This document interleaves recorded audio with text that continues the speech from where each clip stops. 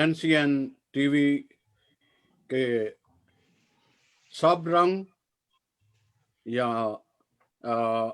रंगे सुखन में आज हमारे साथ ऐसी शख्सियत हैं जो हमा वक्त शायर, दानश्वर, अदीब और कालम नगार हैं। हम उन्हें खुश आमदीद कहते हैं। अमीर साहब, आपको खुश आमदीद। बहुत जी, शुक्रिया कैसे हैं आप? साहब। जी जी, ठीक ठाक। अदीब, शायर, सहाफ़ी या कालम नगार किसी भी माशरे में इसी तरह हैं जिस तरह अंधेरे में रोशनी। अदीब एक ऐसा तख्लीकार होता है जो माशरे में अमन, मोहब्बत और भाईचारे और अखुवत का अमीन होता है। समाज में रवादारी को फ़रोग़ देना इसकी एक ख़ास मिशन है। नाज़रीन, अगर हम अपनी कम्युनिटी, मसीह कम्युनिटी का जायज़ा लें तो हम उंगलियों पर दानश्वर और इस तरह की शख्सियत पाते हैं। इसकी कोई ख़ास वजह या क्या हुआ या वो वजूहात क्या हैं कि इतना काम नहीं हो सका कि जो एक नई जनरेशन तैयार होती आज हमें दिखाई नहीं देती। इसमें हमारे मीडिया का भी शायद तासब सामने आता है। मैं ख़ास अपनी क्रिश्चियन कम्युनिटी के मीडिया का भी यहाँ जिक्र करूँगा।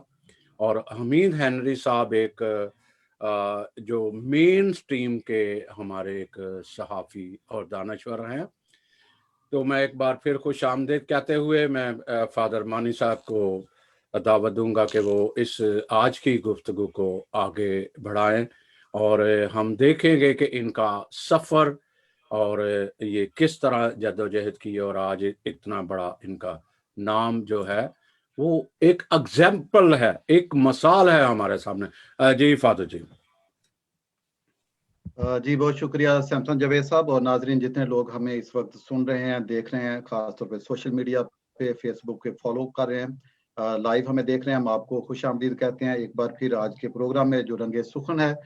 और जैसा आप सब जानते हैं कि एनसीएन टीवी जो है, न्यूकासल क्रिश्चियन नेटवर्क, ये एक ऐसा प्लेटफॉर्म है जिसपे हम बहुत सारे दानश्वरों को मदऊ करते हैं। उसमें सियासतदान भी हैं, ना सिर्फ मजहबी, समाजी और मुख्तलिफ पहलू जो हैं उनको हम उन पे प्रोग्राम लेके आते हैं, बल्कि ख़ास तौर पे इल्म व अदब के हवाले से ये जो चैनल जो है ये बहुत मकबूल हो रहा है, क्योंकि इस पे हमने बहुत सारे दानिश्वरों को दावत दी, अदीबों को बहुत सारे मुशायरे करवाए और इस तरह ये एक चैनल पहचान बन रहा है कि हम अदब को फ़रोग़ देना चाहते हैं और उसमें अपना कंट्रीब्यूशन करना चाहते हैं। हम खुदा के शुक्रगुज़ार हैं कि इस अदब के फ़रोग़ में हम आगे बढ़ रहे हैं और बड़ी जुर्रत के साथ इस चैनल की वसातत से हम इस जो इल्म व अदब की रोशनी है, जो शम्मा जो है उसको रोशन किए रखेंगे। हमारे लिए बड़ी खुशी की बात है कि आज जो शख्सियत हमारे साथ हैं वो हमा जहद शख्सियत हैं। जैसे हम जावेद साहब भी फरमा रहे थे, मोहतरम हमीद हेनरी साहब, वो नामवर शायर हैं, दानिश्वर हैं, अदीब हैं, गीत नगार हैं। उनकी ज़िंदगी की बहुत सारी जहतें हैं और उन्होंने अपनी कोशिश से और अपनी मेहनत से मुआशरे में अपना नाम बनाया है। और मैं समझता हूँ कि लोग मेहनत करते हैं और खुदा जो है उनको कामयाबी अता करता है, ज़िंदगी के हर शोबे में उनको कामयाबी हासिल होती है। तो हमीद हेनरी साहब जो है उन्होंने बहुत मेहनत की है और बहुत नाम बनाया। वो मसीही जो दानिश्वर हैं, जो अदीब हैं, उनमें उनकी एक अपनी एक अलग पहचान है। तो मैं उनसे बातें भी होंगी, आज हम उनका कलाम भी सुनेंगे। मेरे लिए ये बड़ी खुशी की बात है कि वो मेरे उस्ताद हैं और मुझे याद है कि आज से तकरीबन 25 साल पहले, 25-27 साल पहले जब मैं सेमिनरी में था तो वो हमें पढ़ाते थे और मुझे याद है कि वो करंट अफेयर्स पढ़ाते थे हमें और मुझे जो उन्होंने असाइनमेंट दी वो थी मसला कश्मीर के बारे में। तो मैंने की तो बड़ी अच्छी, लेकिन वो मसला जो है वो अभी तक हल नहीं हो सका। मसला कश्मीर जो है वो उधर ही है। और फिर मुझे याद है कि जो फ्रायरी है, फ्रांसिस्कन फ्रायरी कराची में, तो वहाँ पे भी हमें वो पोस्ट मिशन में पढ़ाते थे। और मुझे याद है कि मैं उनके पास अपना कलाम लेके गया, तो मुझे उन्हें पहले देखा अच्छी तरह, फिर कहते हैं कि आपने कुछ अरूज को पढ़ा है?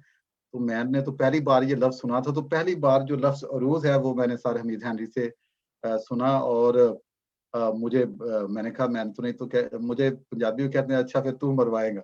तो ये उनकी बहुत सारी खूबसूरत यादें हैं जो जब मैं याद करता हूँ, तो उसके बाद वाकई फिर मैं बाद में जैसे जैसे शायरी में आगे बढ़ा, फिर इल्म अरूज में कुछ पहचान की और इस तरह, तो मैं उनको बहुत ज्यादा आज याद करता हूँ कि और बड़ा खुश हूँ कि आज हमीद हेनरी साहब जो है वो हमारे साथ शामिल हैं। उनका मुख्तसर तारुफ जो है वो पेश कर देता हूँ, और उसके साथ साथ फिर हम उनका कलाम सुनेंगे और उनसे बातचीत जो है वो भी सिलसिला जो वो जारी रहेगा। मोहतरम हमीद हेनरी जो है वो एक मारूफ मसीही अदीब, शायर, गीत नगार और दानिश्वर हैं, जैसा मैंने शुरू में भी कहा। उन्होंने कराची यूनिवर्सिटी से एमए सहाफ़त की डिग्री जो है वो हासिल की। वो बयाक वक्त उर्दू और अंग्रेज़ी में लिखते हैं। वो तवील अरसा से दर्स व तदरीस, सहाफ़त, अदब व शायरी और तसनीफ़ व तालीफ़ के शोबों में मसरूफ़ अमल हैं। उनकी मतबूआ किताबों की तादाद जो है वो 18 है, जिनमें 10 उर्दू और 8 किताबें जो हैं वो इंग्लिश में हैं। इसके अलावा उन्होंने रेडियो और टीवी के लिए कई ड्रामे और गीत भी लिखे हैं। उनके गीतों का मजमूआ गीत गाऊँगा मैं ज़ेरे तबा है। उनके गीतों के 3 मशहूर ऑडियो कैसेट कदम कदम सलीब, नवीदे मसीहा और मेहनत कशों के गीत हैं, जिनको अवाम में बेहद पज़ीराई मिली।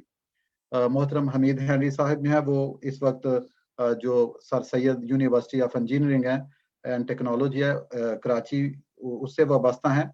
और उसके साथ साथ वो national Catholic institute of theology में विजिटिंग प्रोफेसर हैं। और ये कई सालों से, जैसे मैंने कहा कि वो खासतौर पे सेमिनरी में जो काहिन बनते हैं, उनकी तालीम और तरबियत में बहुत उनका कंट्रीब्यूशन है और वहाँ पे वो उस्ताद हैं, पढ़ाते हैं।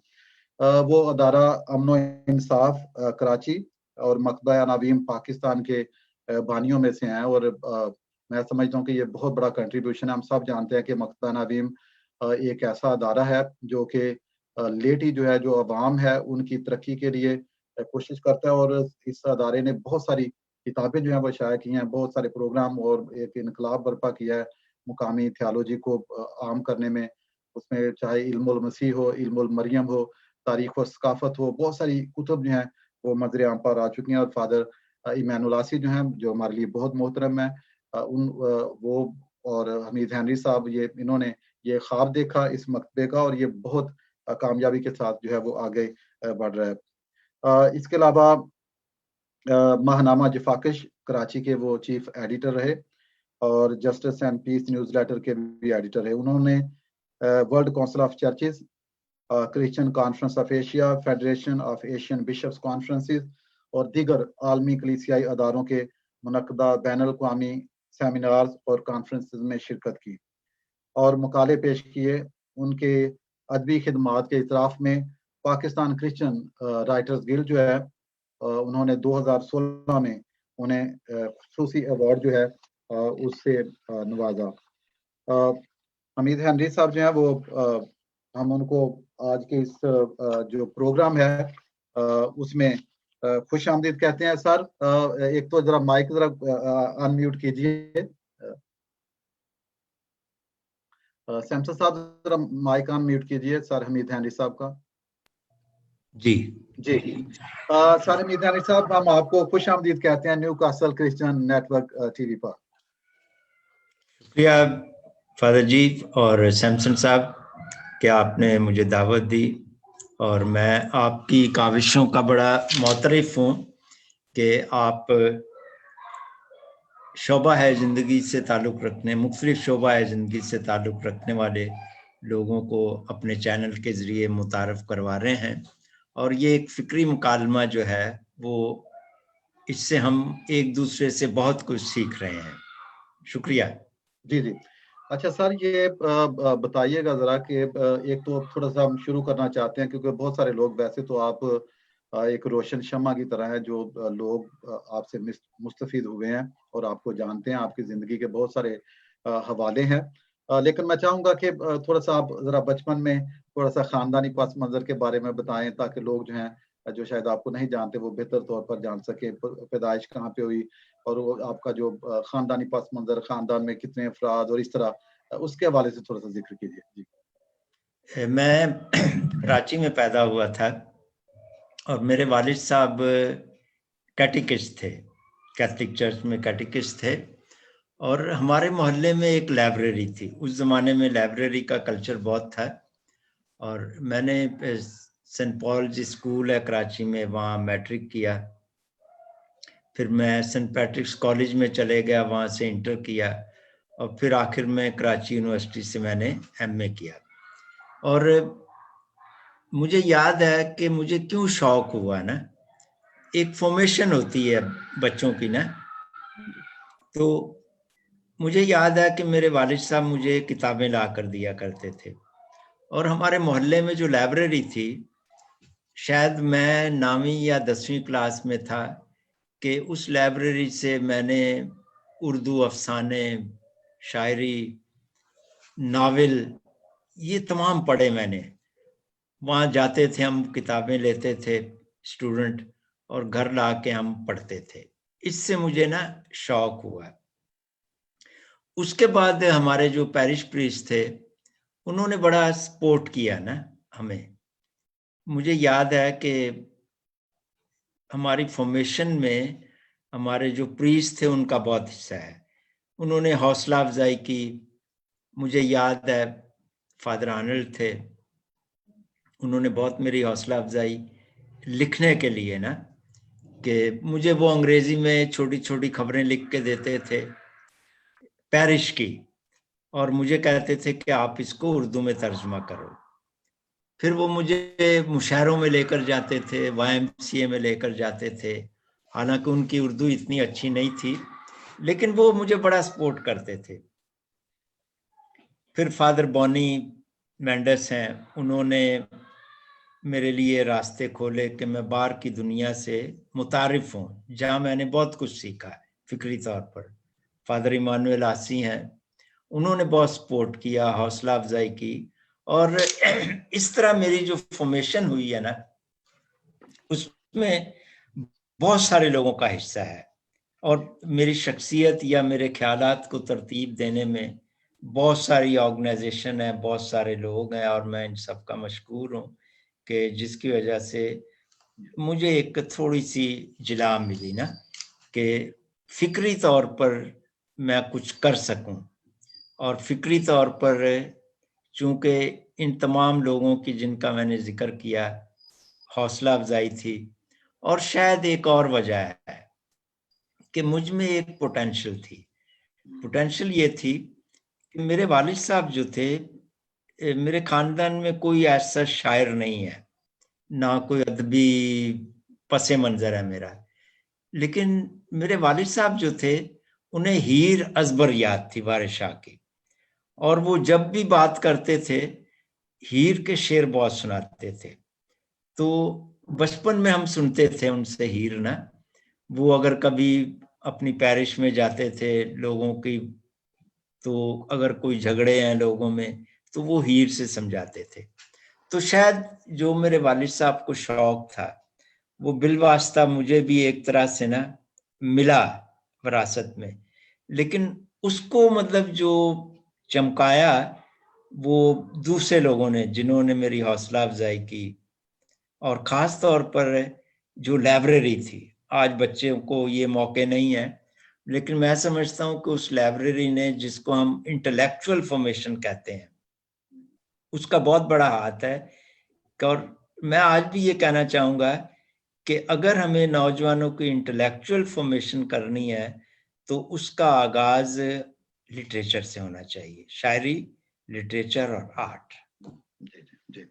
अच्छा सर, ये बताइए कि एक वक्त होता है जब इंसान वो स्पार्क फील करता है कि मैं, मुझ में जोहर है या मैं कुछ कर सकता हूँ, जैसे शायरी है। और मैंने सुना आपसे कि आपका जो किताबों के साथ तो ताल्लुक जो है बड़ी जल्दी जो वो कायम हो गया था।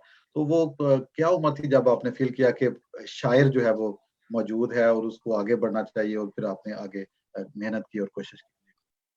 अच्छा, फादर मानी साहब, मेरा अपना जो मेरी जिंदगी का तजुर्बा है ना, वो ये है कि इस पाक आदमी के अंदर होता है, और ये कुदरत की देन है, जिसको हम अगर मसीही लैंग्वेज दें तो ये रूल कुदस का होता है वो। और मैं फील करता हूँ कि मतलब कोई ताकत है जो हमें उकसाती है, या जो हमारे जहन को जिला बख्शती है कि हम कुछ करें, लिखें। लेकिन उसके साथ साथ जो आपके करीबी दोस्त हैं, जो आपकी हौसला अफजाई करते हैं, जो आपको मौके फराहम करते हैं। मसलन मैं आपको बताऊं, सेमिनरी में मुझे मुतारफ करवाने वाले जो लोग थे, उनमें फादर इमानुएल आसी थे, उस वक्त वो रेक्टर थे। तो उन्होंने मुझे कहा कि देखो, मैं ये चाहता हूं कि इस साल ना कोई लेटी भी पढ़ाए सेमिनरी में। उन्हें बड़ी दिलचस्पी थी, लेटी थे, आज भी है। तो उन्होंने मुझे ये मौका दिया कि मैं सेमिनरी में पढ़ाऊं। अब जब मुझे ये चैलेंज मेरे सामने आया ना, तो मुझे खुद भी महसूस हुआ कि दूसरे लोग आपको पहचानते हैं। कई बार हम खुद नहीं पहचानते हैं कि कोई टैलेंट है जिसको दूसरे लोग आके चमकाते हैं। तो ऐसे मुख्तलिफ लोगों ने मुझे, मसलन जैसे मैंने गीत निगारी शुरू की, तो हमारे पैरिश प्रीस्ट थे फादर आर्नल्ड, फादर मैक्स थे, बाद में वो बिशप भी बने।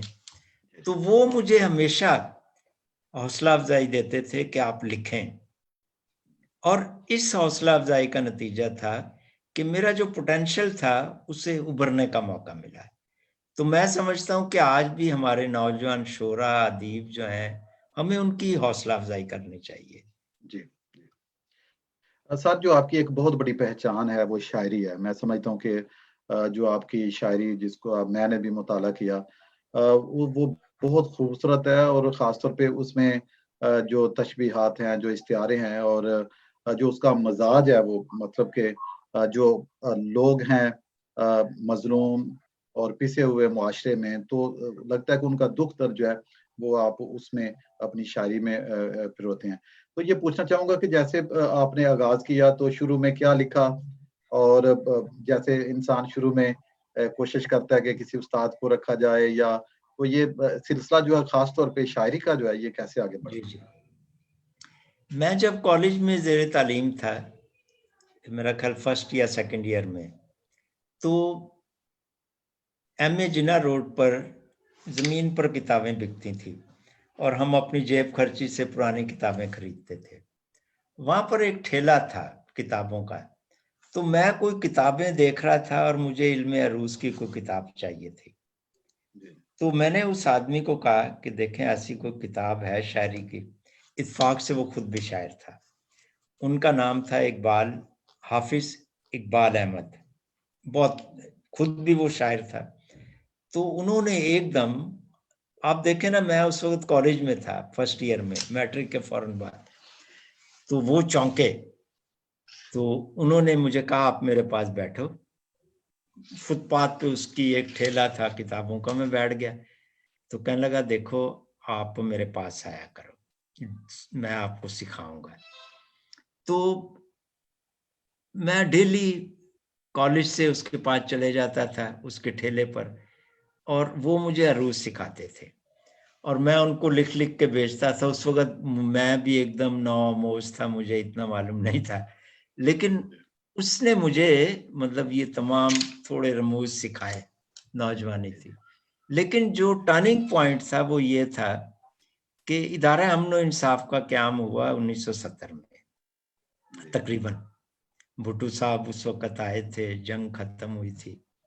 तो अब आप जानते हैं कि इदारा अमन इंसाफ का जो पूरा मैंडेट था या उनका नजरियात थे, वो लेफ्ट ओरिएंटेड थे। ठीक है, जफाकश रिसाला भी उस किस्म का था। और फिर मेरी जो दिलचस्पी है ना, वो ज्यादा इस तरफ, फिर जो मैंने जो शुरू में लिटरेचर पढ़ा था, अब मेरा अपना तजिया है कि देखें, बरे सगीर में इंग्लैंड में सनती इनकलाब जैसे शैले या कीट्स हैं, ये इनकलाब से रोमान की तरफ आए थे। लेकिन बर्रे सगीर में जो तरक्की पसंद तहरीक है, इससे वाबस्ता शायर और अदीब जो हैं वो रोमान से इनकलाब की तरफ आए, और ये तरक्की पसंद तहरीक ने बहुत सारे नौजवानों को मुतासिर किया। हमने भी अपनी नौजवानी में इन्हीं तरक्की पसंद शोरा को पढ़ा, अदीबों को पढ़ा, और उनका असर था कि हमारे यहाँ भी ना एक तरक्की पसंदी की जो सोच थी वो परवान चढ़ी नौजवानी के ज़माने में, और शायद ये वजह है। और लेकिन ज़्यादा हिस्सा जो है वो मेरी जो वाबस्तगी थी इदारा अमन इंसाफ से, उसका ज़्यादा रोल है इसमें।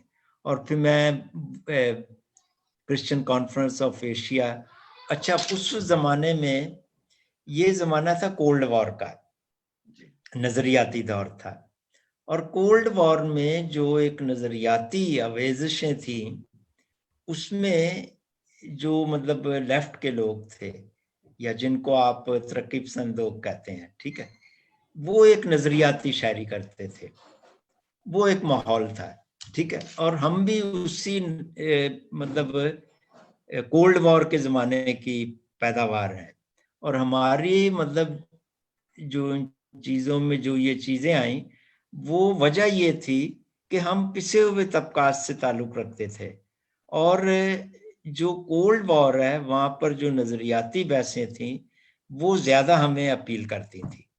ये वजह है कि शायद शायरी में ये चीज़ें आईं। अच्छा सर, ये थोड़ा सा बताइए कि आप मुझे याद है कि शुरू में जब मैंने आपकी गज़लियात को पढ़ना शुरू किया तो आप अपना तखल्लुस जो है वो हमीद कासरी किया करते थे, लेकिन बाद में फिर आपने तो इसकी कोई खास वजह थी आपको आपने चेंज नहीं, कर हाँ, दिया? इसकी वजह थी। अच्छा, नौजवानी में ना जीएम फेलिक्स कासिर अमरसी, वो हमारे बुजुर्ग हैं, बहुत बड़े शायर हैं, तो उनकी हम गीत पढ़ते थे, तो उनको देख के ना मैंने उनसे कभी इस्लाह भी ली। अच्छा, मैंने इस्लाह अपने गीतों पे, बड़ी दिलचस्प बात है कि फादर लवेरियस ने मेरे गीतों पे इस्लाह दी है मुझे, जी, बहुत पुरानी बात है। तो कासिर साहब को लेके मैंने कासरी लिखना शुरू किया, लेकिन जब मैं मतलब हाफिज इकबाल अहमद ने मुझे ये सारी चीजें बताई तो मैंने कहा अब कोई तुक नहीं है, ठीक है, तो मैंने अपना नाम सीधा सीधा रख लिया, बस जो मेरा नाम था हमीद हेनरी, ये है जी।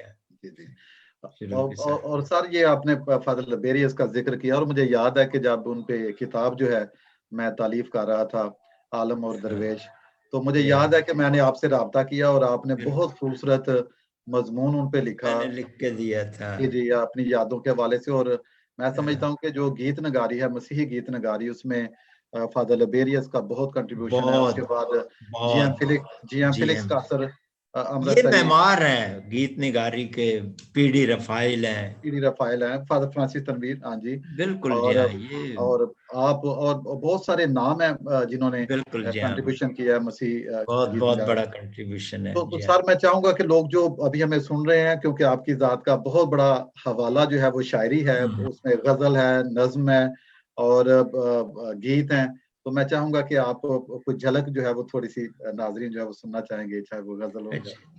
जुबानी तो याद नहीं रहती ज्यादा चीजें।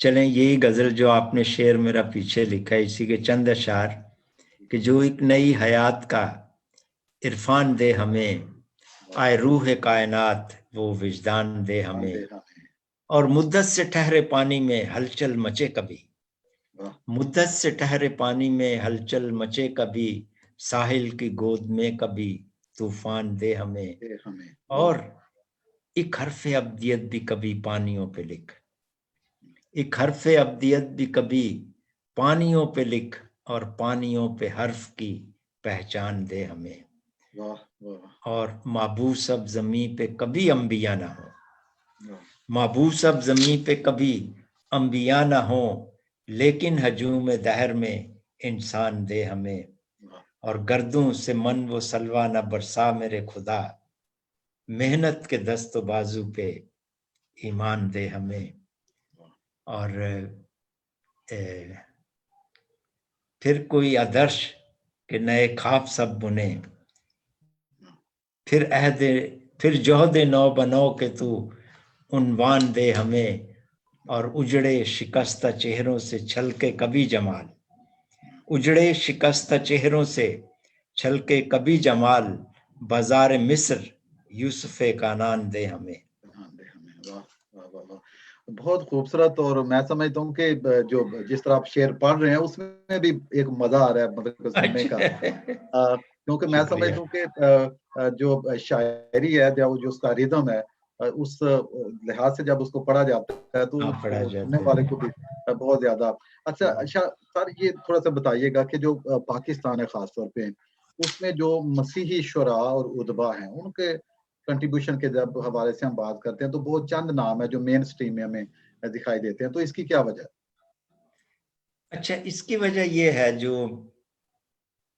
जो मेरे जहन में आती है।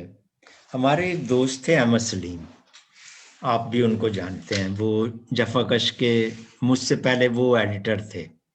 जी। तो बड़ा उन्होंने काम किया है इदारा अमनो इंसाफ के साथ, बड़ी किताबें उनकी छपी हैं। एक सेमिनार हो रहा था तो हमने उनको दावत दी कि आप आए। उन्होंने अपने मकाले का जो इख्तिताम है इन अल्फाज में किया था कि मसीही अदीब और शोरा का जो जौहर है, जो उनका पोटेंशियल है, वो चर्च की चार दीवारी के अंदर दम तोड़ देता है। हम में से बहुत लोग हैं जो चर्च की चार दीवारी से बाहर नहीं निकलना चाहते। जरूरी है कि हम चर्च के लिए भी काम करें क्योंकि चर्च हमारी पहचान है, लेकिन इसके माने ये नहीं कि हम अपने आप को मेन स्ट्रीम में रखें। और दूसरा ये है कि जब तक आपकी, मैं समझता हूं कि किसी नजरिए के तहत कुछ लिखना या शेर कहना, मैं ये भी मानता हूं कि जमालियात के बगैर शायरी एक फुसफुसी चीज रह जाएगी। ठीक है, जैसे मैंने पहले अर्ज किया कि जैसे देखें फैज ने जमालियात और इनकलाब को बड़ा अच्छा मिला है, शायर ने, ऐसी मिसालें हैं हमारे पास कि लोगों ने अपने ख्यालात को जमालियात के साथ पेश किया। जमालियात का अपना एक हुस्न है, और शायरी में अगर ये चीज ना हो तो उसमें अपील नहीं रहती है।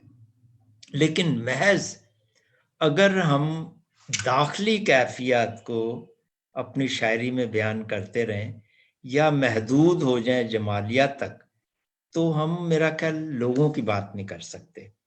मैं अक्सर कहता हूं इस चीज को, मैं ऐसे कहूंगा कि देखें, थियोलॉजी को आप ले लें, हमारी थियोलॉजी गॉड ओरिएंटेड है, गॉड ओरिएंटेड है। क्या खुदा अपने लोगों की बात नहीं करता? सवाल यह है, क्या खुदा जो है वो अपने लोगों के बारे में फिक्रमंद नहीं है? तो हमने, मतलब जिसको कहते हैं ना एक स्कूलिस्टिक अप्रोच, मदरसी अप्रोच को हमने शायरी में भी रवा रखा। बहुत सारे हमारे शौरा हैं जिनमें बहुत पोटेंशियल है, लेकिन हम अपनी चार दीवारी से बाहर नहीं निकल पा रहे। नंबर 2, हमारे पास सेकुलर प्लेटफॉर्म नहीं है। उसकी वजह यह है कि हम बहुत ज्यादा डिपेंडेंट हैं चर्च के ऊपर ना, बहुत ज्यादा डिपेंडेंट हैं। और जो सेकुलर तंजीमें हैं मोमनिन की या लेटी की, वो ना होने के बराबर है।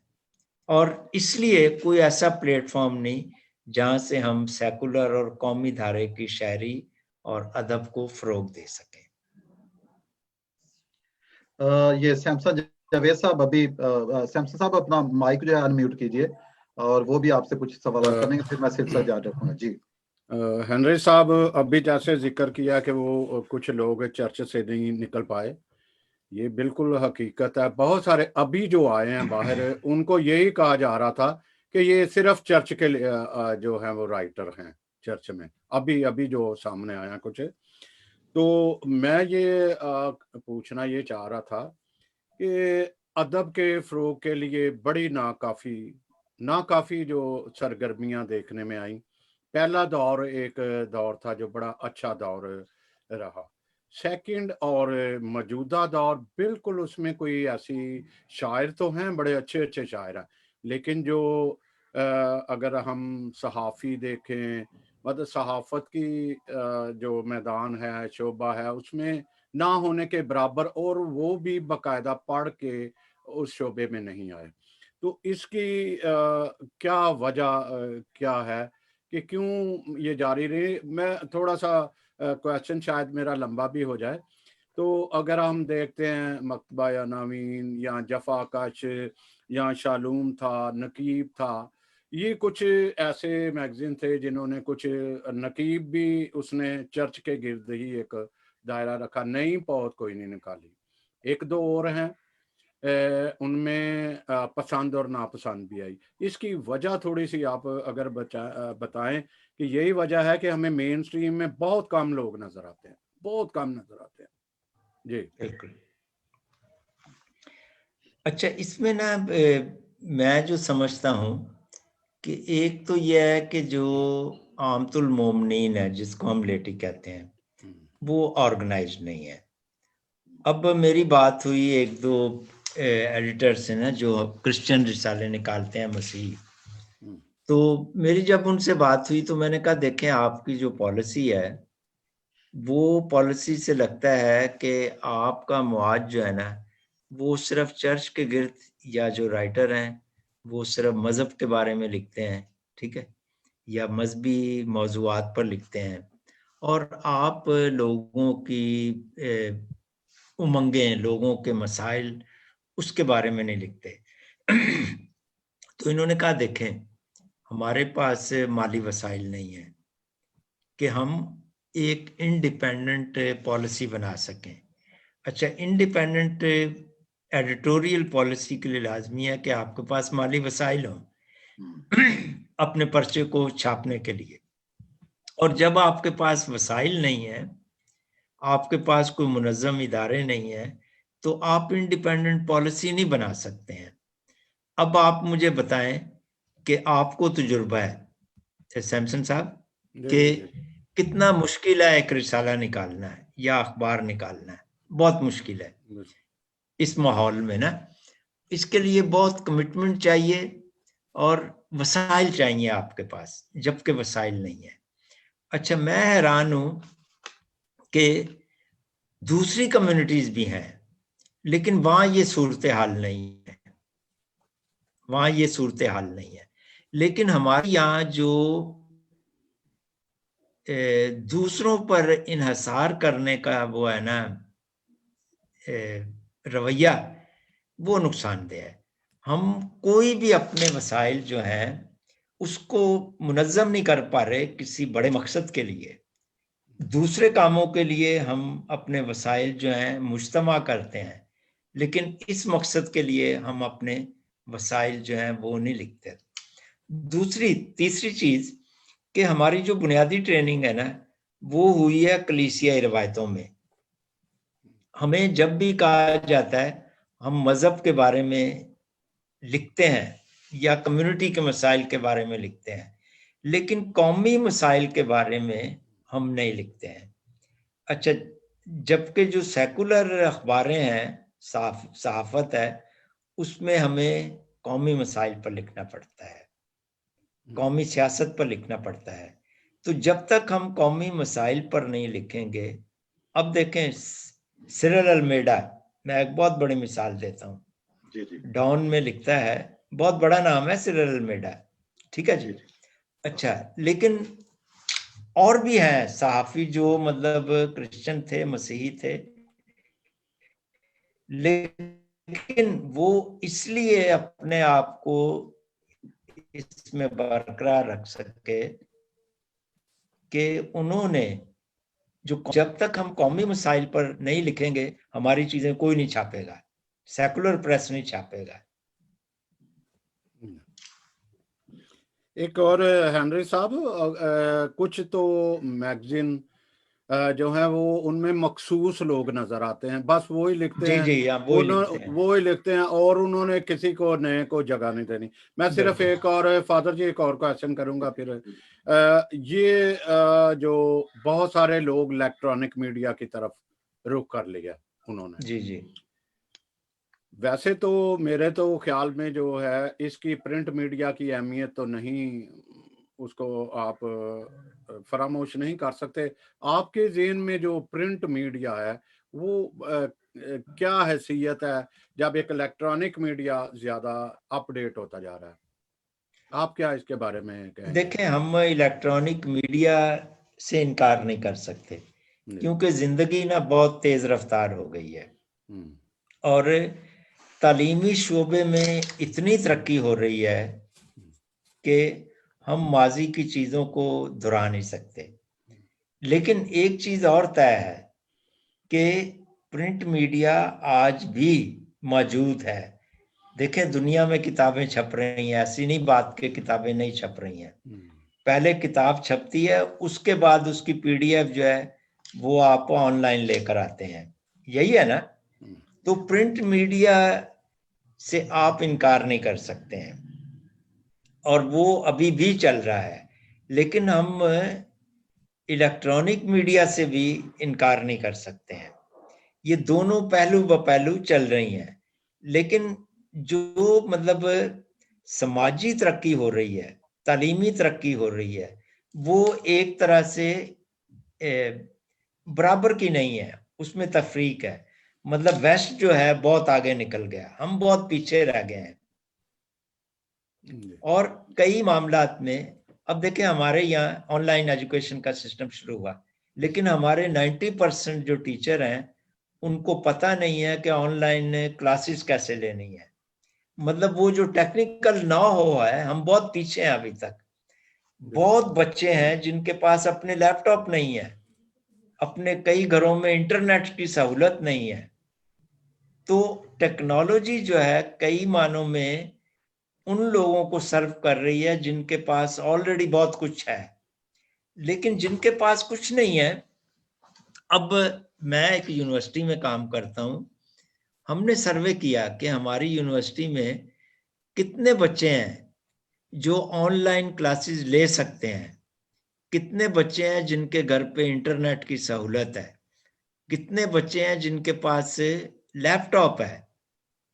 और हमें पता चला कि अगर आप अंदरूने सिंध ऑनलाइन देना चाहते हैं, अंदरूने सिंध से कोई बच्चे आए हैं या रिमोट एरिया से आए हैं, तो वो कैसे करेंगे। तो हम थोड़ा सा पीछे हैं और थोड़ा सा वक्त लगेगा हमें इन चीजों का आदी होने में। हेनरी साहब, अगर हम देखें तो उसमें ना बहुत सारे लोगों ने अपने आप को जो फेसबुक है वहाँ मदऊद कर लिया। वहाँ जी पे जी उनकी अपडेट होती है, वो इसी जूम में रहते हैं कि ओ हमें तो हजारों लोग पढ़ते हैं, हजारों करते हैं। तो इसके बारे में अगर तो मेरा तो ख्याल यही है कि इनको इससे मीडिया में आना चाहिए, किसी बाकायदा उसको कॉम्पिटेंट मीडिया में आना चाहिए ताकि ज़्यादा से ज़्यादा लोग इस्तेफादा हासिल करें। जी जी जी जी जी, आप ज़रा थोड़ा जो सिर्फ अपने आप को मदऊद किया हुआ उन्होंने फेसबुक की हद तक, बस जी जी जी कि वहाँ लिख देते हैं, बस काफ़ी इनफ। बिल्कुल। नहीं, आप क्या कहेंगे, आप क्या कहते हैं इनके लिए? अच्छा अच्छा, जी हाँ जी हाँ। जी अच्छा अच्छा, देखिए फेसबुक में भी ना, जी। जब तक आपका कोई नजरिया नहीं है ना, देखिए आप जो भी पोस्ट करते हैं फेसबुक पर, ठीक है, अपनी अपनी उस्ताद तवा है, अपने अपने ख्यालात हैं। अगर तो वहां पर आप कोई ऐसी मुफीद चीज पोस्ट करते हैं जिससे लोगों की अवेयरनेस हो, तालीम हो, तो वो अच्छी बात है, ठीक है। लेकिन अगर वो सिर्फ टाइम जाया करना है तो मेरे ख्याल में उसका फायदा नहीं है। तो ये अपनी अपनी उस्ताद तब है। जैसे टिकटॉक है, आप देखते हैं, तो ये अपने अपने शौक है कि आप फेसबुक को कैसे, टेक्नोलॉजी इटसेल्फ कई मानों में बहुत मुफीद है आज की दुनिया में, जी, टेक्नोलॉजी से इनकार नहीं कर सकते, लेकिन टेक्नोलॉजी का इस्तेमाल जो है वो ऐसे होना चाहिए कि वो मुफीद हो। बिल्कुल। जी, जी फादर जी। जी, जी, जी। बहुत शुक्रिया सर हमीदानी साहब। बात को आगे बढ़ाते हैं। जैसा मैंने जी जी शुरू में ज़िक्र किया कि आप मकतबा अनादीम के बानियों में से हैं जी जी और इस मकतबा ने जब एक बानी शख्स होता है तो उसका एक विज़न होता है, कुछ हालात होते हैं जब कोई चीज़ वजूद में आती है। तो जो जो लोग अभी हमें सुन रहे हैं, थोड़ा-सा बताइए इनको कि ये जो मकतबा है, ये किन हालात में वजूद में आया और जो विज़न था, क्या उसको अचीव किया जा सकता है? क्या उसमें कामयाब? जी।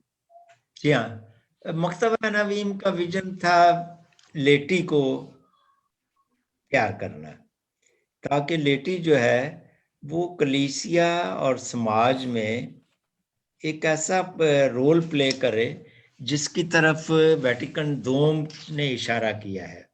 अब 21वीं सदी में हम देखते हैं कि लेटी का रोल दिन ब दिन बढ़ रहा है। आने वाले दिनों में अगर हम लेटी की तरबियत नहीं करेंगे, तालीम और तरबियत नहीं करेंगे, तो शायद वो इतना अच्छा रोल जो है कलीसियाई जिंदगी में सर अंजाम नहीं दे सकते हैं।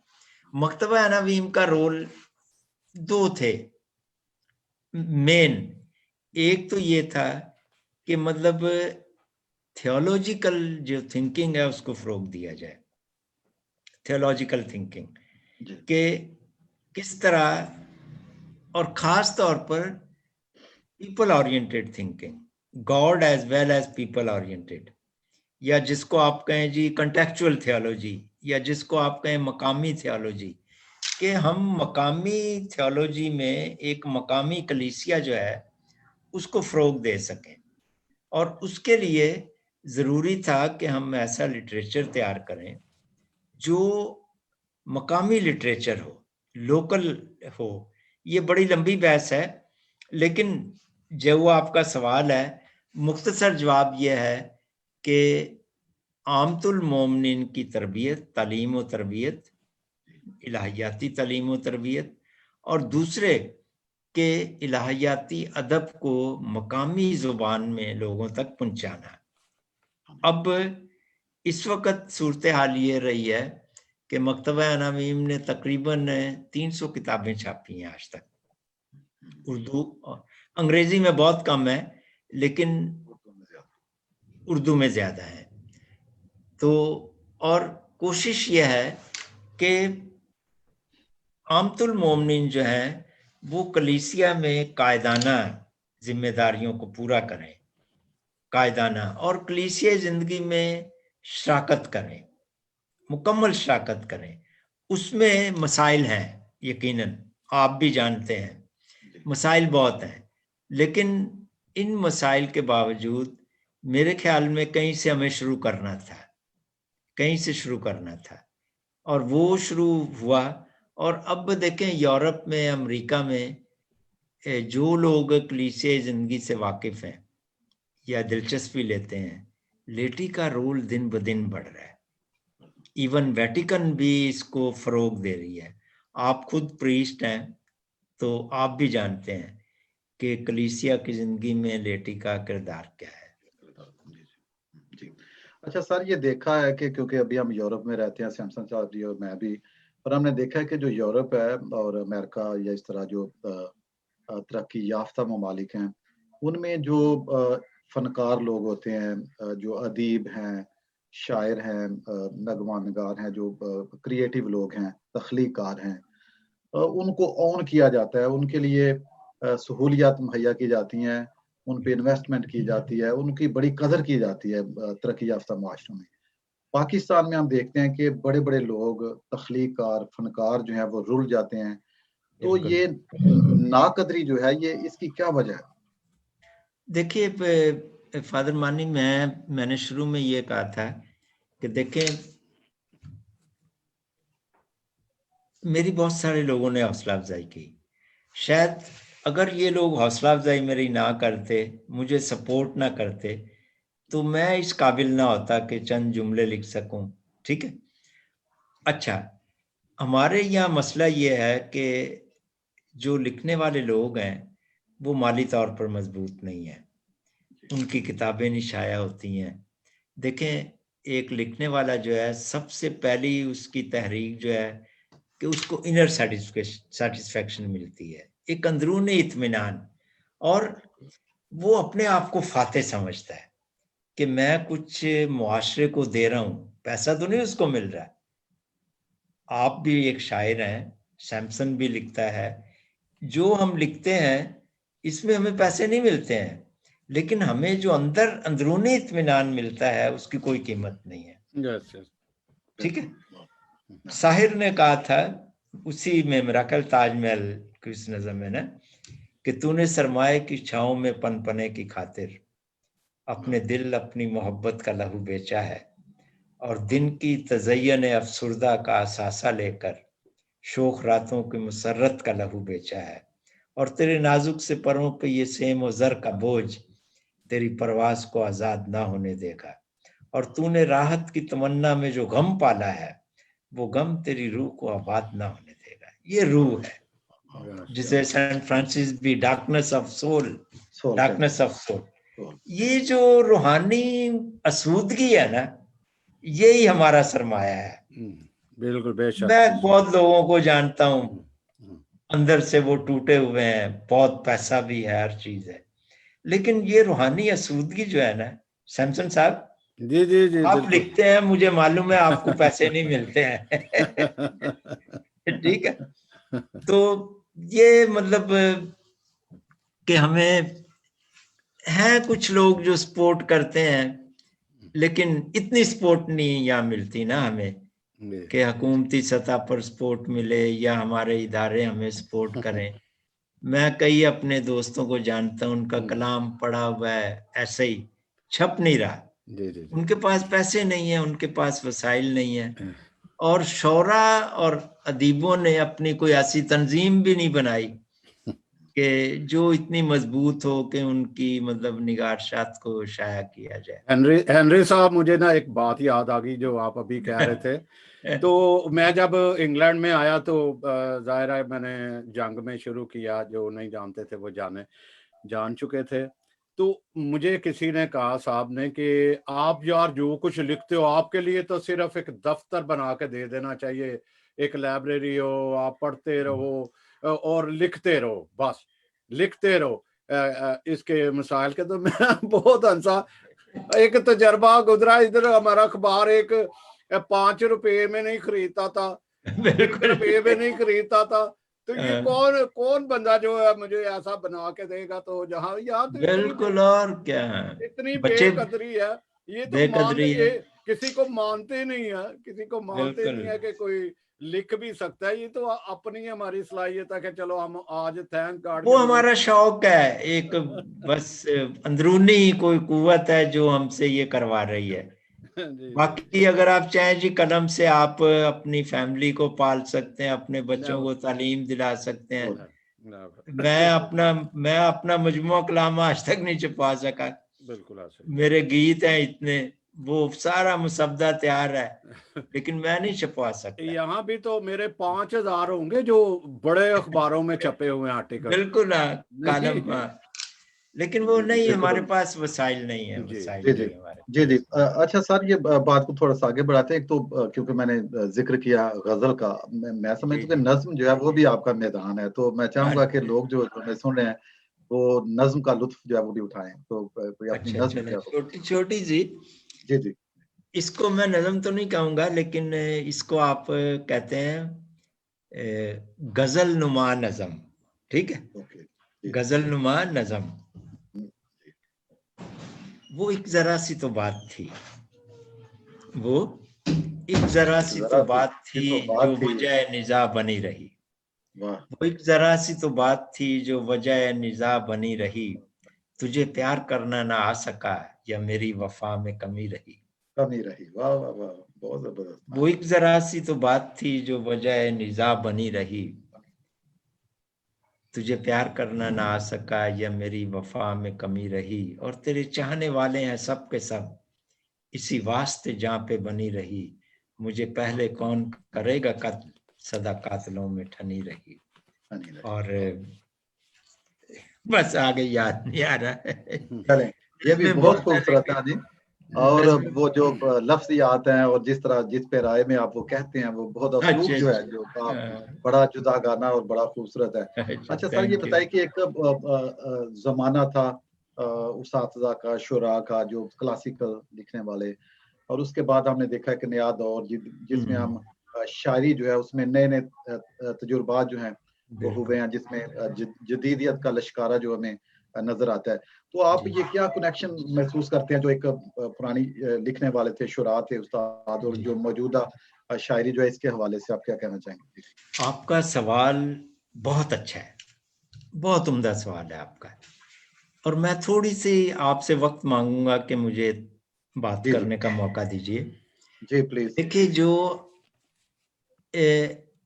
आज हम जिस दुनिया में रह रहे हैं वो ग्लोबलाइजेशन का दौर है। अच्छा, हर निज़ाम जो है उसकी अपनी कदरें होती हैं। जैसे आप देखें, हिंदुस्तान पाकिस्तान कॉलोनियल दौर था, उसके बाद सर्द जंग का ज़माना आया जहां दो सुपर पावर जो हैं वो अपने अपने मुफादात के लिए बाहम दस्तो गिरेबान है। फिर हमने ये भी देखा, अब जैसे देख रहे हैं कि जो फ्री इकॉनमी है, फ्री इकॉनमी जिसको हम ग्लोबलाइजेशन कहते हैं, और ताकत की जो सियासत है उसमें यह है कि जितने भी मुआशरे के क्रिएटिव कुव्वतें हैं वो ताकत की प्रस्तिश करती हैं। ये तारीख का सबक है कि मुआशरे की जो क्रिएटिव ताकतें हैं वो ताकत की प्रस्तिश करती हैं, और अंग्रेजी में कहते हैं मनी मेक्स द मेयर गो। ठीक है जी। अच्छा, और जिनके पास वसाइल होते हैं उनके नजरियात भी चलते हैं। अब जब 1989 में collapse ऑफ सोशलिज्म जिसको आप कहते हैं कि रूस टूट गया, एक नजरियाती दुनिया खत्म हो गई, और फ्रांसिस फोकायामा ने किताब भी लिखी थी, एंड ऑफ द हिस्ट्री, कि एक पूरी नजरियाती जो दुनिया थी वो खत्म हो गई। और इन हालात का देखें, ग्लोबलाइजेशन के साथ जब फ्री इकॉनमी आई, ये इंटरनेट भी उसी की पैदावार है, ये टेक्नोलॉजी, ये सारे ज़राए पैदावार बदल रहे हैं। ज़राए पैदावार जब बदलते हैं तो लोगों के रवैये बदलते हैं। अब आप पता नहीं मेरी इस बात को माने या ना माने कि हुस्नो इश्क के जो अंदाज है ना, वो ज़राए पैदावार के साथ बदलते हैं। उनके रवैयों में तब्दीली आती है, जिनसी रवैयों में तब्दीली आती है, और जैसे जैसे मुआशरा इर्तका की तरफ जाता है, इर्तका जो है अपने साथ नई चीज़ें लेकर आता है, और उसमें पुरानी कदरें मिटती हैं, नए जो रवैये हैं वो जन्म लेते हैं। अब आप नौजवान शोरा को देखें, नौजवान शोरा जो है जिसको हम जदीद शोरा कहते हैं, वो पुराने इस्तारे इस्तेमाल नहीं करते हैं जो मीर या गालिब के थे। लेकिन आप ये भी देखें कि जदीद शोरा में अगर वो पुराने इस्तारे तशबीहात नहीं है तो उसकी बेसिक वजह है कि उनका तर्ज एहसास जो है वो बदल गया है। और तर्ज एहसास कैसे बदला कि जो मुआशरती कदरें हैं वो बदल गई, मुआशरती कदरें बदली, और जो मुआशी हकाइक थे वो एकदम बदल गए। इन तमाम सिचुएशन ने लोगों के जो तर्ज एहसास है, और शायरी में तर्ज एहसास बहुत ज़रूरी है, हर शायर का अपना एक तर्ज एहसास है, वो किस तरह चीज़ों को महसूस करता है और किस तरह उन चीज़ों को महसूस करके सामने लाता है। मसलन एक ज़माना था कि शौकत थानवी ने ड्रामा लिखा, कौन सा था नाम मैं भूल गया उसका, सैमसन साहब याद है? अभी कुछ याद, बड़ा मशहूर हुआ था ड्रामा वो। ठीक है, खुदा की बस्तियां, मेरा ख्याल खुदा की बस्तियां। और इसी तरफ वो जो रहमान ने लिखा ड्रामा जो बड़ा मशहूर कंट्रोवर्शियल हुआ था, तो अब देखें कि इस पूरे सिनेरियो में लिखने वाले भी जो है ना वो दाखिलियत की तरफ आ गए हैं। आपको शायरी में, जदीद शुरा में दाखिलियत ज्यादा मिलेगी, खारजियत कम मिलेगी। आप जैसे जैसे मुआशरती तौर पर तरक्की करते हैं, आपका तर्ज एहसास से बदलता है, आपकी सोच बदलती है और आप चीज़ों को नए जावियों से देखने लगते हैं। और यही वजह है कि जिंदगी की कोई भी चीज जो है वो साकित नहीं, हम आगे की तरफ, जिंदगी या इर्तका की तरफ गामजन, तकमील शौक के बाकी हैं मरहले। तो ये जिंदगी ऐसी चलती रहती है। जी बहुत शुक्रिया। अच्छा जी सर, ये देखा है फरमानी। कि जी जी ये देखा है कि जो शायरी जो है जो असर रखती है, जिसमें हम कहते हैं कि ये शेरियत इसमें है, या शेर जो है उसमें कहते हैं हम कि इसमें शेरियत है, कि इसमें जो असर है शेर में, तो हम देखते हैं कि इसके लिए जो जैसे जैसे इंसान जो मुशाहदात हैं, तजुर्बात हैं, जैसे जैसे इंसान बढ़ता है उसमें निखार आता जाता है। तो कहते हैं कि जो शायरी है उसके लिए मुताला, मुशाहदा और मशवरा, ये तीनों चीजें बहुत जरूरी हैं। क्या आप इससे इत्तेफाक करते हैं? बिल्कुल बिल्कुल, बहुत ज़रूरी है। और जो मैं अपनी पिछली बात ये कहना हूँ, और देखें आपकी फिक्र में जो गहराई आती है ना वो इन्हीं तीन चीज़ों से आती है, आपका मुशाहदा, आपका मुताला, फिर वक्त के साथ साथ आपके कलाम में एक फिक्री गहराई आ जाती है जो शुरू में नहीं होती, ठीक है ना। लेकिन जैसे जैसे दुनिया ने तजुर्बात वो हवादस की शक्ल में जो कुछ मुझे दिया लौटा रहा हूं मैं, साहिर ना, जी जी तो जैसे अब हमें दो किस्म के धारे मिलते हैं हमारी शायरी में ना, एक दाखिलियत पसंद है, दूसरा खारिजियत पसंद है। खारजी। और बीच का जो धारा है वो जो है वो दोनों धारों को साथ लेकर चल रहा है, दोनों धारों को साथ लेकर चल रहा है। लेकिन अब देखें जो गहराई गालिब में है, फिक्र की गहराई जी या इकबाल में है, वो इकबाल हमें में। आम शायरों में नजर नहीं आएगी। बिल्कुल बिल्कुल। फैज में है और खासतौर जी जी और खासतौर पे जो सर जो फिक्र उन्होंने है, फिक्र है। जो मुकालमे की फिजा नजर आती है इकबाल की शायरी में आज, तो वो बिल्कुल जी बिल्कुल, जी हाँ। तो वो मतलब उसकी जो फिक्र की गहराई है वो उसका असल मकाम है। और मैं समझता हूं कि मतलब मकबूल होना एक बात है, लेकिन मकबूलियत की जो बिना है, बुनियाद है, वो मुख्तलिफ है, ठीक है। अच्छा, शेर में शेरियत भी हो, आप उसको महसूस होते हैं। कई लोगों के नज़दीक फिक्र की इतनी अहमियत नहीं जितना ये कि वो जज्बात को उभारे, जज्बात को तस्कीन दे शायरी ना। तो ये अपना अपना ना वो होता है। लेकिन एक उम्दा शायरी जो है जो मतलब कायम रहती है, जो जिंदा रहती है, वो ही रहती है जिसमें फिक्र की गहराई है।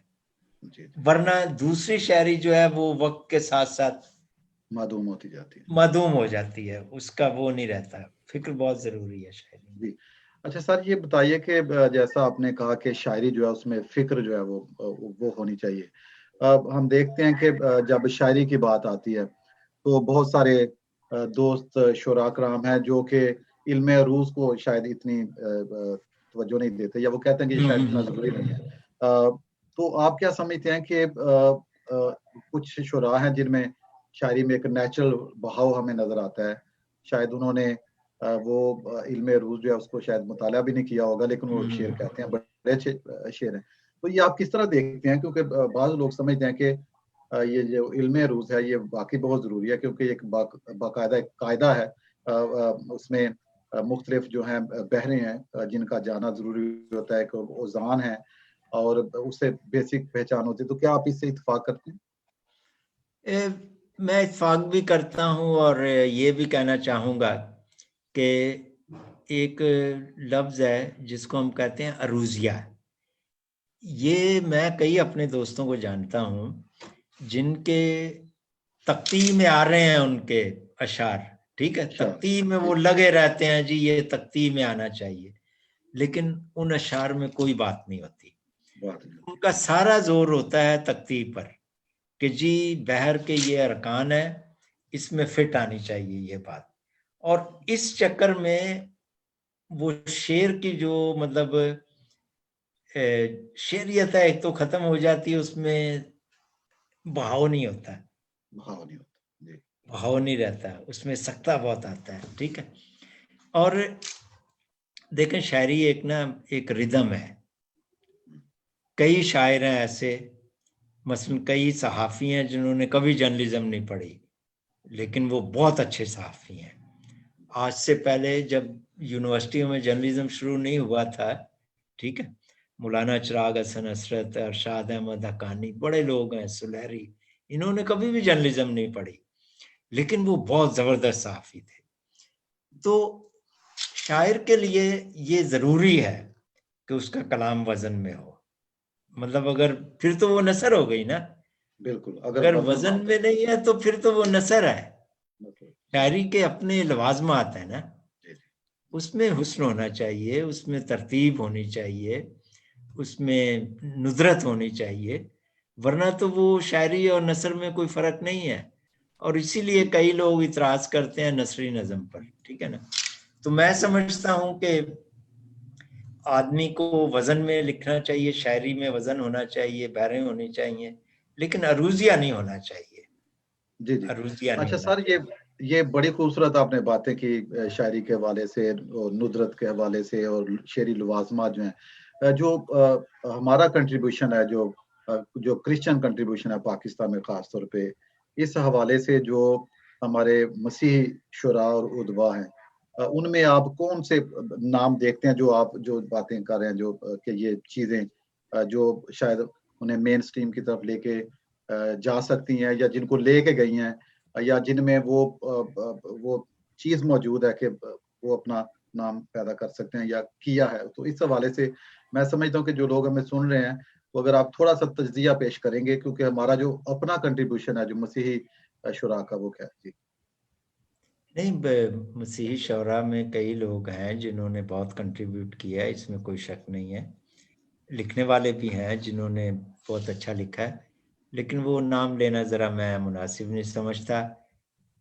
जिनका नहीं लूँगा वो नाराज़ होंगे। ठीक है। बिल्कुल बिल्कुल ऐसे ही है। जी, जी।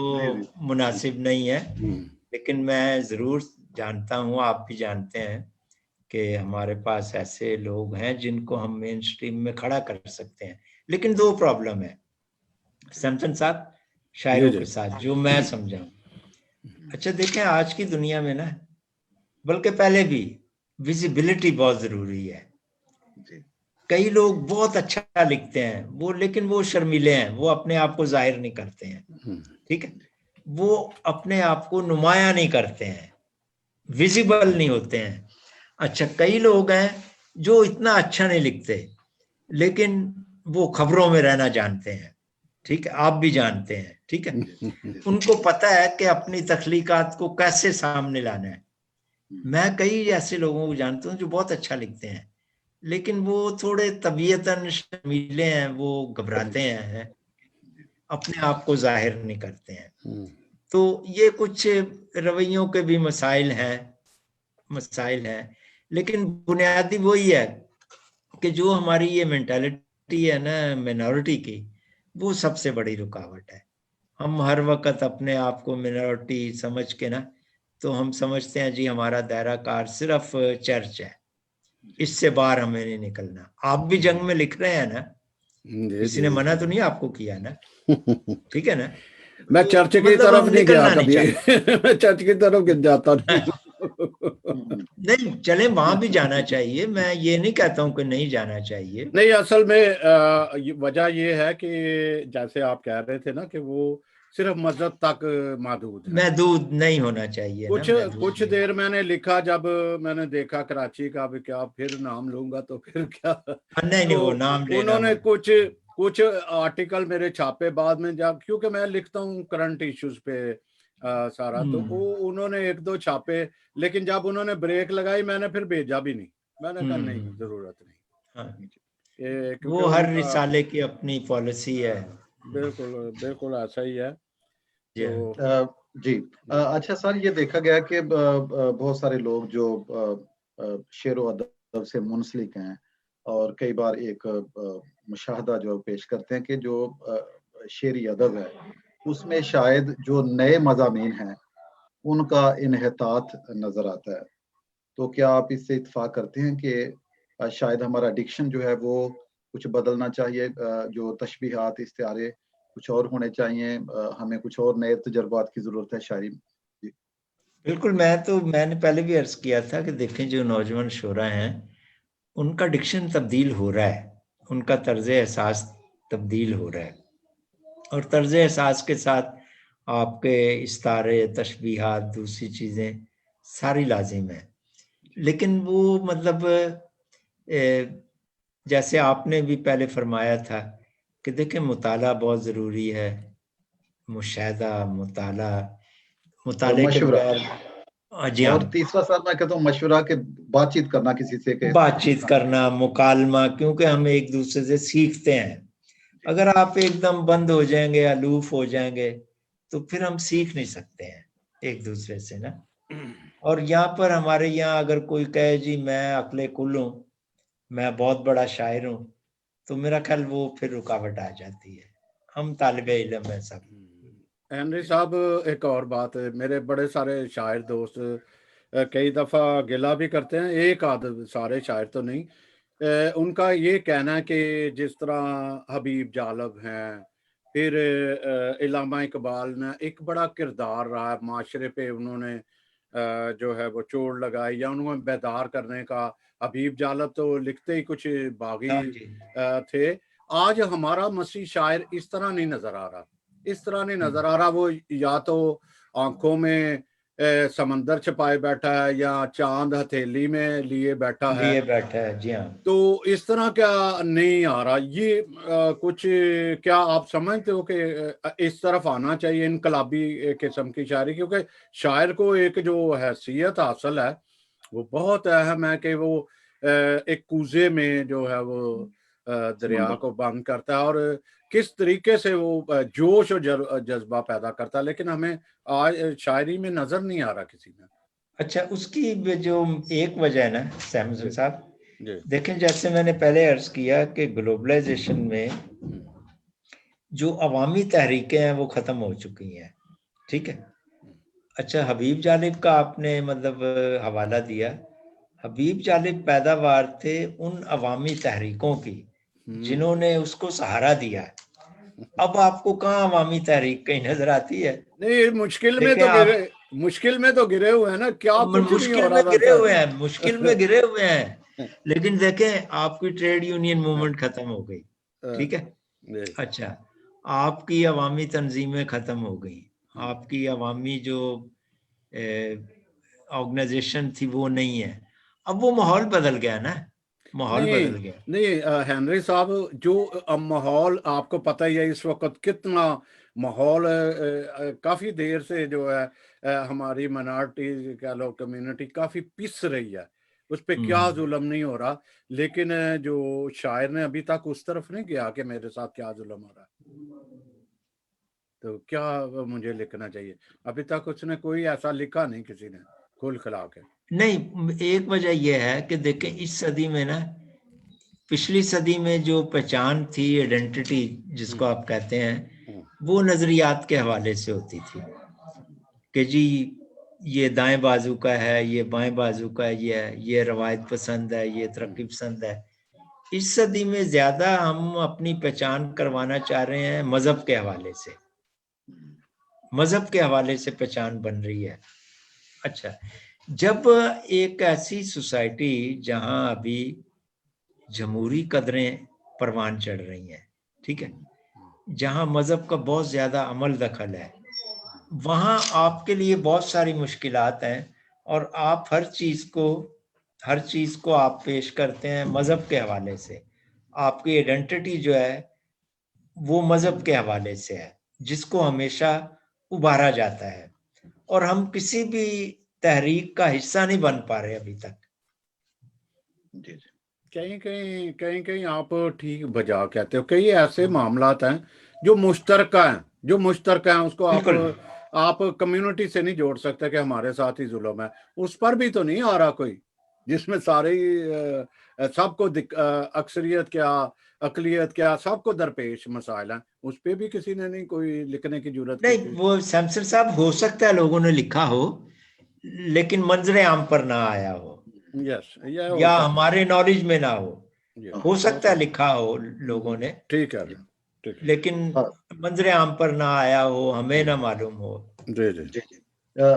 सर हमीद हनी साहब, हम चाहेंगे कि क्योंकि आपने गजल भी पेश की, नज्म भी, और गीत जो है वो भी आप गीत लिखे हैं, आपने लिखते हैं, तो मैं चाहूंगा कि जो नाजरीन हमें देख रहे हैं, सुन रहे हैं, वो आपका गीत जो है कोई भी जो आपने पेश किए हैं, वो किसी हवाले से भी हो, चाहे क्रिसमस का है या कोई भी, अगर आप कुछ उसके। गीत तो ज्यादा मैंने मसीही गीत ही लिखे हैं, जी जी, क्रिसमस कोई के। मसीही गीत अगर कुछ उसके अशार कुछ किसी शेर गीत के कुछ याद हैं तो। हाँ जी, मसीही गीत लिखे हैं क्रिसमस के, सेकुलर भी लिखे हैं, यीशु मसीह के दुखों के गीत लिखे हैं, जी उठने के गीत लिखे हैं। जी, अब कोई याद नहीं आ रहा, चले अगर कोई कोई बात नहीं। गीतों के हवाले से एक बहुत अहम सवाल जो है मेरा, जो आपसे है, ये हमारे साथ आरिफ परवेज नकीब भी आए थे आपसे पहले, तो उनसे भी मैंने ये सवाल किया था, तो वो तो बहुत बल्कि जोश में आ गए थे जवाब देते हुए। अच्छा है। आज हम देखते हैं कि जो बहुत अच्छे गीत नगार हमें मैसर आए, जैसे आपने भी जिक्र किया, फादर लिबेरियस और पीडी रफाइल वगैरह, और जीएम फिलिक्स, और आप भी फादर फ्रांसिस तनवीर, ये बहुत एक कंट्रीब्यूशन है, और बहुत सारे और नाम हैं जिन्होंने गीत लिखे। लेकिन हम देखते हैं कि अभी कुछ एक गीत का एक मिजाज होता है, उसमें इलाहियात होती है, उसमें अकायद जो है जो बिल्कुल खासतौर पर बिल्कुल। मसीह गीत निगारी की, तो बहुत सारे गीत हैं जो कि जो हमारे अकीदे हैं उनको उनके खिलाफ हैं। हाँ, तो बिल्कुल आप सही कह इस रहे हैं। हवाले से जो गीत नगारी है, इसके हवाले से क्या कहना चाहेंगे? बिल्कुल। अव्वल बात तो जो मैं जाती तौर पर समझता हूँ वो ये है कि हर शायर जो है वो गीत निगार नहीं हो सकता। गीत निगारी की दुनिया फर्क है, उसकी टेक्निक फर्क है। और मैंने देखा है, आप जानते हैं जोश ने एक फिल्म थी आग का दरिया, उसके गीत लिखे थे, बहुत बड़ा नाम है जोश। जोश मलिबादी। और हमारे पास बड़े बड़े शायर हैं, लेकिन वो गीत नहीं लिख पाए। गीत लिखना एक अलग दुनिया है, एक अलग वो है, ठीक है। बड़े अच्छे अच्छे शायर हैं, लेकिन शायद वो गीत इतने नहीं लिख सकते। गीत में उसकी फन्नी वो, फिर गीत का ज्यादा ताल्लुक गाने से है, मौसीकी से है, ठीक है। अच्छा, मौसीकार के साथ आपका एक ज़हनी राब्ता होना चाहिए, जो ट्यून है उसके मुताबिक आप क्या। लेकिन आपका जो सवाल है ना, वो बहुत अहमियत का हामिल है कि अगर हमारे मसीही गीतों में इलाहियात नहीं, तो फिर वो मसीही गीत नहीं हो सकता, क्योंकि मसीही गीत का ताल्लुक, और वाकई कई गीत मैं खुद जानता हूँ, आप भी जानते हो, ऐसी ऐसी वो बातें लिख देते हैं कि जिनका मसीहत से कोई दूर का ताल्लुक नहीं है, और अकायद तो को गलत तरीके से पेश करके हैं, जो गलत कि गलत हमारे तरीके से। जी जी बिल्कुल बिल्कुल। और खास तौर पर अब जो होम चर्चेज बन रहे हैं, वहां तो सिर्फ तुकबंदी है, जी जिसको टप्पे हम कहते हैं ना, तुकबंदी है। वो गीत नहीं हम उसको कह सकते। उसको गीत ना फनी तौर पर वो गीत है, और ना वो मतलब उनका जो कंटेंट है उसमें भी वो गीत निगारी पर पूरा नहीं उतरते। अब जिनका नाम आपने लिया है ना, पीडी रफाइल हैं, जीएम फेलिक्स हैं, फादर फ्रांसिस तनवीर हैं, फादर लिबेरियस, ये तो बहुत बड़े नाम हैं। और इनके गीतों में हमें जो पूरी मतलब ना सिर्फ इलाहियात, बल्कि इल्म मरियम, इल्म मसीह, ठीक है, सैक्रामेंट है, एक पूरी अलग दुनिया है यहाँ ना, ठीक है। तो सैक्रामेंटों पर गीत हैं, इल्म मसीह पर हैं, इल्म मरियम पर हैं। तो ये सिर्फ मतलब इलाहियात की बात नहीं है, बल्कि इलाहियात प्लस जो कलीसिया अलूम है उनको भी सामने रखना पड़ता है आपको, कि मतलब जब आप गीत लिखते हैं तो आपके सामने ये चीजें होनी चाहिए। जी, जी। सर हमीदानी साहब, हम आपके बहुत मशकूर हैं, क्योंकि जो वक्त जो है वो पता ही नहीं चला कैसे गुजर गया कैसे आपके गुजर साथ। गया जो गुफ्तगू है वो बहुत ही मजेदार है, क्योंकि और जो गहराई है आपकी बातों में, और जो बहुत सारा नॉलेज आप गुफ्तगू में लेके आते हैं, और जो सलीका वो खुदा ने आपको अता किया है, मैं समझता हूँ कि आप हमारा फख्र हैं।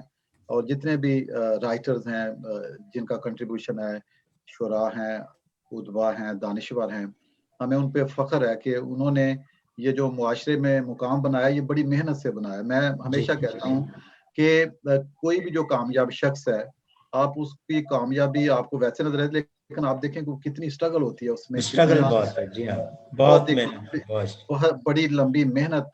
एक जोहर तो होता है इंसान में, जैसा आपने भी बिल्कुल शुरू में बिल्कुल बताया था, लेकिन उसको निखारने में, पॉलिश करने में, उसको बढ़ने में आगे बड़ी मेहनत बिल्कुल। दरकार होती है। और मैं समझता हूँ कि वो मेहनत आपने बहुत ज्यादा की है, और खुदा ने आपको उसी लिहाज से मुआशरे में एक आला मुकाम दिया है। और हमारी बहुत सारी दुआएं आपके लिए, आपके खानदान के लिए, आपके अच्छी सेहत के लिए हैं, कि आप जो इल्म और अदब की शम्मा जिसको आपने रोशन किया, और बहुत अरसा दराज से आप कंट्रीब्यूशन कर रहे हैं मुआशरे में, और ख़ासतौर पे सेमिनरी में भी आप पढ़ाते हैं।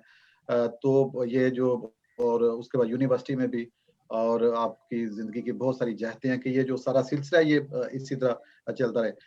आप ये जो हमारा चैनल है, इसके हवाले से अगर कोई बात करना चाहें, ये सैमसन जावेद साहब और हम ये बड़ी जद्दोजहद में है कि एक ऐसा सिलसिला जो हमने शुरू किया है कि जिसमें हम बहुत सारे लोगों को इस तरह शामिल करें, क्योंकि ये देखें एक वक्त आएगा कि जब लोग शायद यूट्यूब को देखेंगे किसी शख्स के बारे में ढूंढने के लिए, तो ये सारी जो वीडियोस हैं ये सारी यूट्यूब पे भी आ जाती हैं, ये फेसबुक पे भी रहती हैं, ताकि लोग पहचान सकें जो हमारे मशाहीर हैं जिनका कंट्रीब्यूशन है उसके हवाले से। तो अगर आप कोई पैगाम देना चाहते हैं नौजवानों को या इस चैनल के हवाले से, तो यू आर मोस्ट वेलकम। ये बड़ी खुशी की बात है कि मैं आपको भी जाती तौर पर जानता हूँ।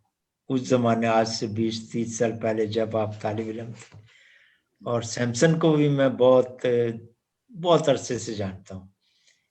जब ये कोयटा में होते थे, अखबार लिखते थे, और मैं कई बार कोयटा जाता था, हमारे दोस्त थे वहाँ, तो मैं इनको भी बहुत करीब से जानता हूँ। और मुझे खुशी है इस बात की है कि आपने इस चैनल के ज़रिए जो एक मकालमे का वो किया है सिलसिला शुरू, तो ये बड़ी अच्छी रवायत आपने कायम की। सूफी तबस्सुम की एक गज़ल है कि दिलों की उलझनें बढ़ती रहेंगी अगर कुछ मशवरे बाहम ना होंगे, हम ना होंगे। अगर कुछ मशवरे बाहम ना होंगे। तो इस तरह मुकालमे से हम जंगो जदल, एक दूसरे से लड़ना झगड़ना, क्यों ना हम टेबल पर बैठ के बातचीत करें, एक दूसरे को समझें, एक दूसरे से बातचीत करें। जी। और राय मुख्तलिफ होती हैं और होनी भी चाहिए। हमें एक दूसरे की राय का एहतराम करना सीखना है, और इन्हीं मुख्तलिफ आरा से बहुत सारी चीज़ें जो हैं सामने आती हैं, और हम किसी एक नुक्ते पर पहुंचते हैं। तो मैं तो मुबारकबाद देता हूँ आपको भी,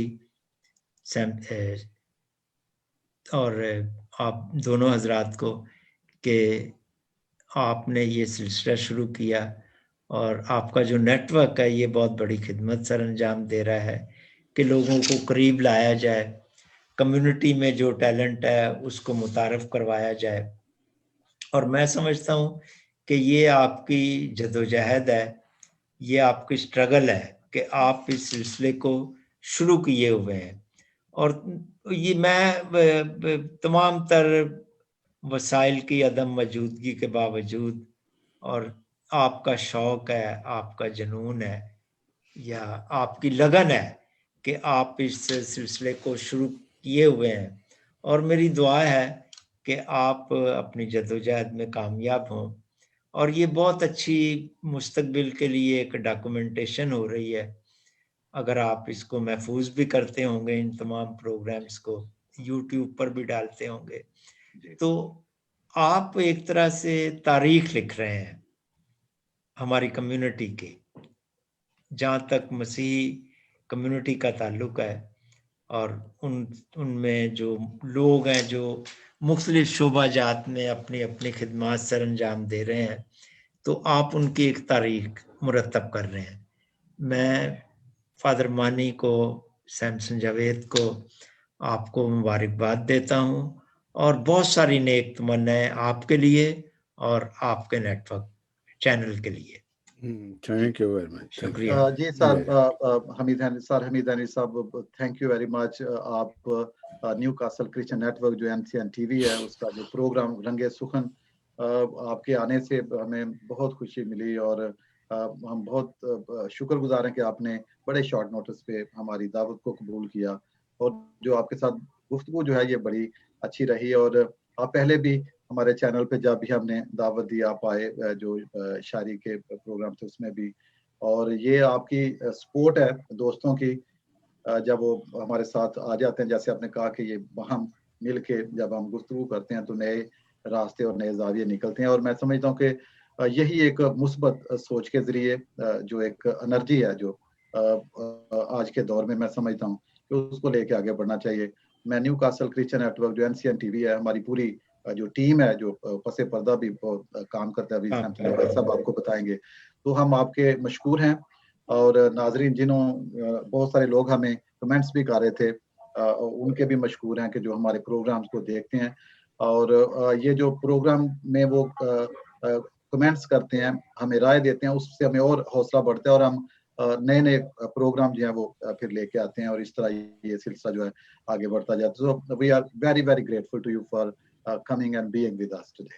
थैंक यू जी सैमसन साहब। जी बहुत शुक्रिया। इससे पहले कि मैं शुक्रिया अदा करूं, मैं एक अहम ऐलान है जो करना चाह रहा हूं कि रावलपिंडी से एक खातून है जिन्हें कैंसर लाहक है, तो उन्होंने माली मदद की अपील की हुई है। नाजरीन जितने भी आप इस वक्त देख रहे हो, तो आप ज़रूर हेल्प करो।